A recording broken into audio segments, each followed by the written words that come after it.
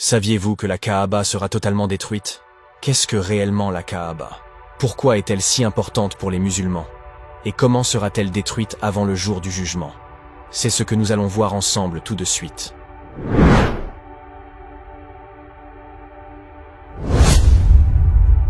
La Kaaba est le nom donné à la maison sacrée d'Allah. En arabe on dit Al-Kaaba, située au centre de la mosquée sacrée de la Mecque, en Arabie Saoudite. C'est la direction vers laquelle les musulmans se tournent pour accomplir la prière. Et c'est aussi le lieu où ils accomplissent le pèlerinage, l'un des piliers de l'islam. La Kaaba a été construite par le prophète Ibrahim et son fils Ismaïl, sur l'ordre d'Allah, comme le mentionne le Coran.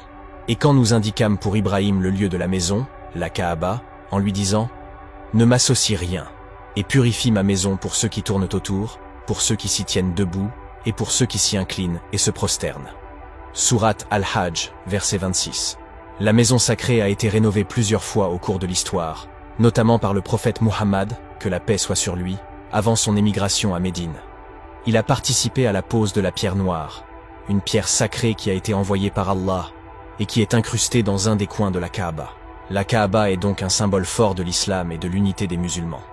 Elle représente la maison d'Allah sur terre, et elle est honorée et respectée par tous les croyants. Mais saviez-vous que la Kaaba sera détruite avant la fin du monde? Oui, vous avez bien entendu. C'est un fait rapporté par plusieurs hadiths authentiques du prophète Muhammad, paix et bénédiction sur lui, qui nous a informé des signes annonciateurs de la fin des temps. Parmi ces signes, il y a celui de la destruction de la Kaaba par une armée venue d'Abyssinie, l'actuelle Éthiopie. Le prophète Muhammad, paix et bénédiction sur lui, a dit « Une armée se mettra en marche à la fin des temps pour détruire la Kaaba. Quand elle sera dans une zone désertique, la terre les engloutira tous, du premier jusqu'au dernier. » Elle ajouta « J'ai dit, ô messager d'Allah, comment seront-ils engloutis du premier au dernier alors qu'il y aura parmi eux leurs subordonnés, qui sont astreints à les suivre, ainsi que des étrangers à eux ?»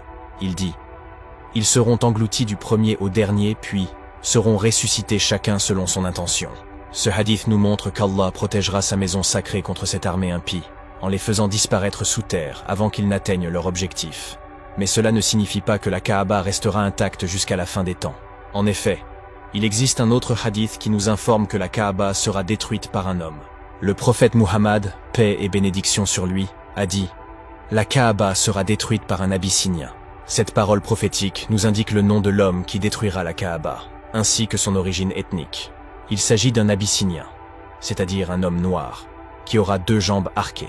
Quoi qu'il en soit, cela nous montre que la Kaaba sera bel et bien détruite avant le jour du jugement, et que cela sera un signe de la fin des temps. Mais pourquoi Allah permettra-t-il que sa maison sacrée soit détruite? Quelle sera la raison de cette destruction? Et quel sera l'impact de ce signe sur les musulmans?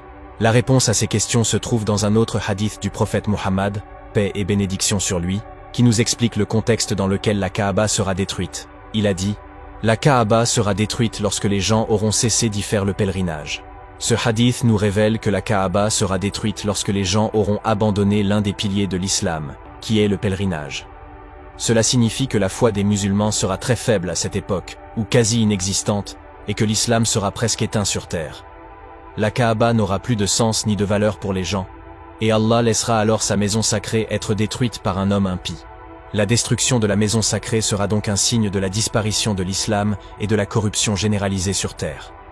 Ce sera un signe qui annoncera l'arrivée du jour du jugement, où Allah jugera toute l'humanité selon ses œuvres. Ce sera un signe qui nous rappellera que rien n'est éternel dans ce bas monde, et que seule la demeure de l'au-delà est durable. Mais comment devons-nous réagir face à ce signe? Devons-nous être tristes ou effrayés? Devons-nous perdre espoir ou nous résigner? Non, au contraire. Nous devons tirer des leçons de ce signe, et nous préparer à rencontrer notre Seigneur. Nous devons renforcer notre foi en Allah, et nous attacher à sa parole qui est le Coran. Nous devons accomplir les obligations qu'il nous a imposées, et éviter les interdits. Nous devons profiter des occasions qu'il nous a données, comme le pèlerinage, pour nous rapprocher de lui et lui demander pardon. Nous devons être reconnaissants envers lui pour les bienfaits qu'il nous a accordés, et les honorer comme il se doit. Nous devons être conscients que ce monde n'est qu'une étape vers l'autre monde, et que notre destinée finale dépend de nos actions dans ce monde. Je vous invite donc à méditer sur ce signe de la fin des temps, et à vous préparer au jour où vous rencontrerez Allah. Je vous invite à faire partie de ceux qui seront sauvés de l'enfer et admis au paradis, par la grâce d'Allah. Qu'Allah nous guide tous vers le droit chemin. et qu'il nous protège des fitnas de la fin des temps.